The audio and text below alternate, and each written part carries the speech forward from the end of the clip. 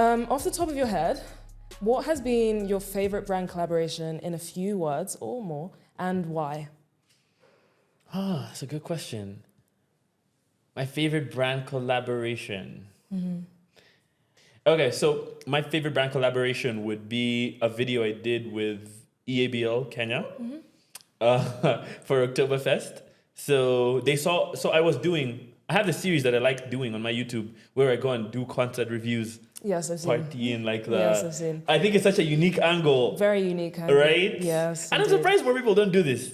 Because you have to be a certain type of person and be able to be very comfortable outside of your comfort zone and just like be quite extroverted to be able to do that. Like I would rather die. So it's like very admirable that you can do that. I get the direct opposite from your videos. Really? Yeah. No. So basically, just to get back, I did this video so basically I love doing concert videos, right? It's so fun to go and film these concerts. It's a very short shoot in my world, which is only a day long. That's ridiculously short for me. Wow. Most shoots will take 3 weeks. So it's only a 24-hour shoot, having fun.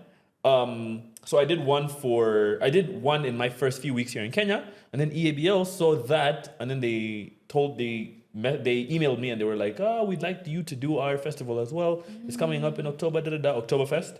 So yeah, we just went back and forth and then agreed on whatever deliverables, That was really nice. It was nice because it was very short. They gave me creative freedom of how I could film they literally just told me, do whatever you want. Like, we just want to pass this message, which was sustainability of the festival, because that's a big thing now. Festivals, like, literally, they leave so much waste. Most festivals around the world leave so much waste. So now the going thing is to see how to make it sustainable. So as long as you could preach that, you could do whatever you want. So that was really nice to just have creative freedom. Wow. Which is not very common here. Okay. Interesting. Wow, that's amazing. Yeah. What is yours? What is your favorite brand collaboration? To date, probably my collaboration with YouTube most recently, because that was like...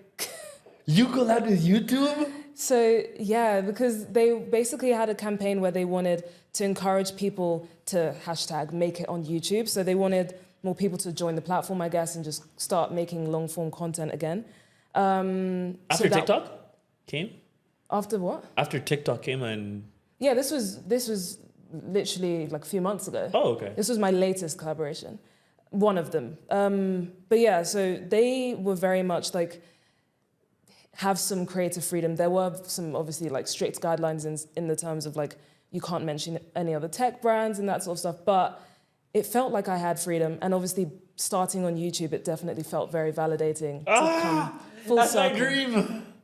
It was very fun. So yeah, I think I have peaked in some way, shape or form. So I look forward to see the disappointment at the end of 2024.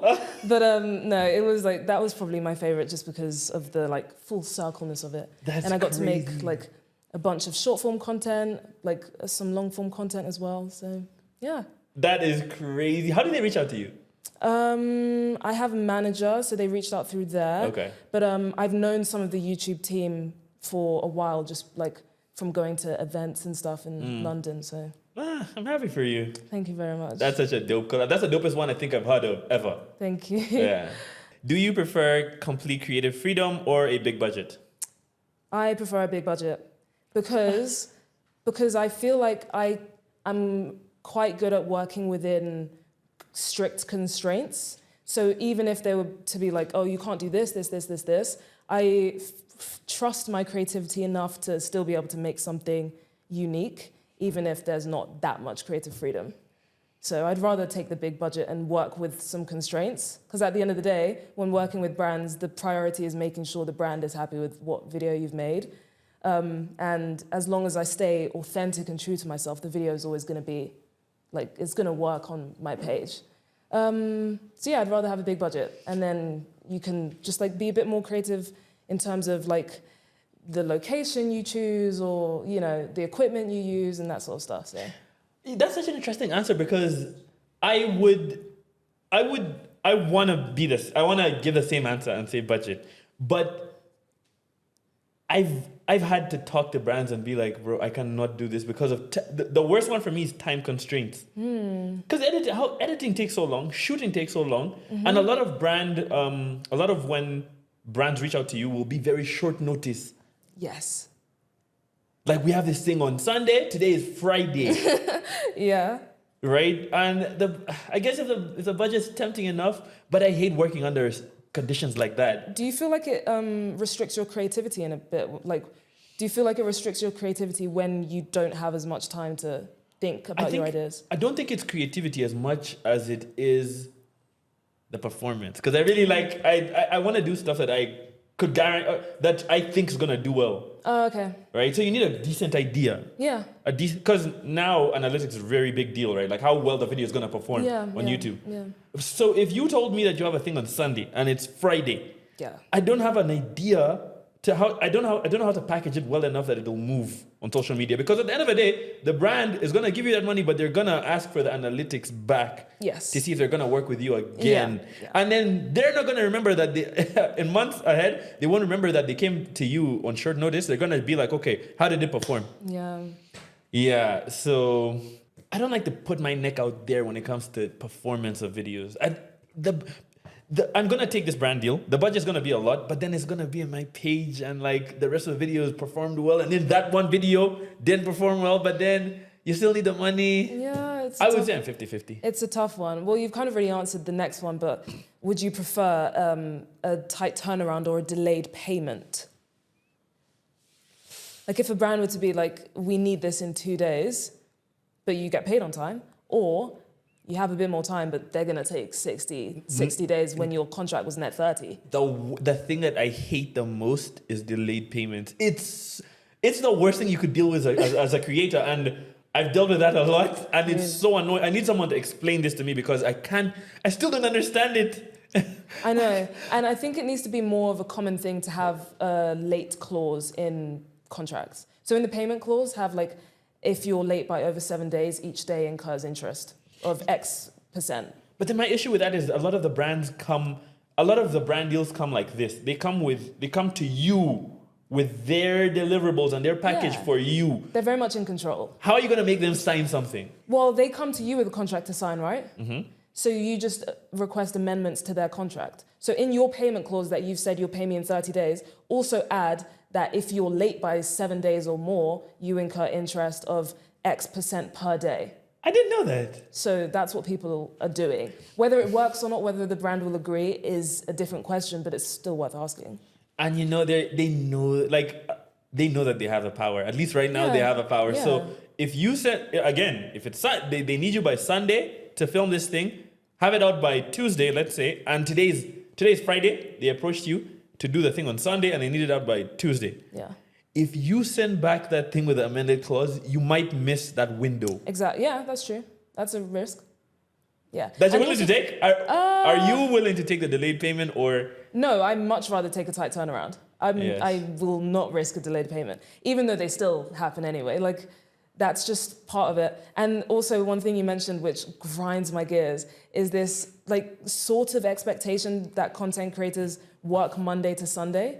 And it's like, if you're clocking out on Friday, why am I having to clock in on Saturday and Sunday to get your video up by Monday? Video up. We should be, take those 2 days out. Let's get it up for Wednesday. And it's even worse than that, because they don't just think that you work on those days or like every day. They want to treat it like that when it suits them, but then it's just a hobby when it suits them as well. Yeah. Like, It's like, oh, we'll pay you in 30 working days. Yeah. Like the weekends won't count for us, but like for you, no, we need it. We need it, including all of that. I think that's something I'd really like to see change, because service providers will get paid before they, like, let's say a brand calls you for an activation that they have a little spot and it's on a Saturday, right? They want you to film some Instagram content. Those are the deliverables, use the hashtags, everything. The service providers are going to get paid before that day. Mm-hmm. Everyone that's bringing the tent, everyone that's doing the DJ is going to get paid that day. He might get paid in advance a little. The only people that are not paid on that day and that are paid 30, 60 days I've had 6 months. I've had people getting paid 6 months later. Our content creators. Yeah. Content creators, in my opinion, are service providers as well. Yeah. If you're using that content to promote your brand, generate sales, that's providing a service. A service. Yeah. That should get paid immediate. Yeah. It's so frustrating, that topic. I definitely agree. What do you do deposits? If like you're working with a brand, would you ask them for like a 50% deposit before you start working with them? I would, but it doesn't even matter because they have the control and they've come under such short... Yeah, because they can be like, no, anyway, let's carry on. Because you didn't know about it before Friday? Yeah. The event is that you didn't know about it before. Yeah. So they're just coming to you and like... Do you find that you have more negotiating power though when it comes to your rates if they're coming at short notice? Because you can be like, oh, you need this, you need me, clearly, if you're coming with this short notice, therefore pay me a bit more. Like if you have to like complete your work in a faster time than usual, do you add onto your rate because of that? Okay, my answer is a bit complicated.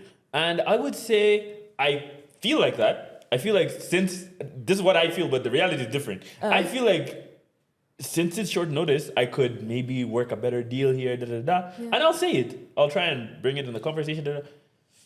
Again, like right now, the power split, as you know, between brands and the creators is like 99-1. Yeah. So they have like, they'll tell you, no man, we can't go above this budget. That's what we have for you. I feel like you have more power than you think because the brand is coming to you on short notice and they need you. Without you, what content do they have? They're going to go to someone else with even less time. So the power is actually in your hands, but they make us feel like it's not. Because you can be like, yeah, I can do this, but it's going to cost you this much. They're like, oh, I don't know about that. Okay, bye. And then they're like, no, sorry. Okay, fine. Do you get me? It's they want to make you feel like they are in control, but at the end of the day, you're the one making the content. They're not making it. How would you structure that? Let's say I come to you with that sort of short notice. What would you say? I'd say this is definitely possible. Is there any way to get more time? If they come back and say no, I'm like, okay, great. This is my rate, considering that it's a very tight turnaround. If we were to have more time, I could do it for this. And you're willing to walk away? 100%. You're willing to walk away? Yeah, it's stressful. Otherwise, it's not going to be good. But obviously, it depends on your situation. If you need the money, of course, you kind of don't have to. It really depends. But at the same time, if you're so confident and you really like stay so firm, more often than not, the brand will come crawling back because they do need you. There's a reason they came to you in the first place with short notice. But otherwise they'd come with months and months in advance. It depends on the time. If they've got tons of time in advance before a campaign and they can find someone else, fine. But even if they are finding someone else, they're not finding you. So they've come to you for a reason. It just depends on how much they're also willing to budge. But when it comes to negotiating, which we'll get on to later, some very interesting stories. So. Okay. Yeah.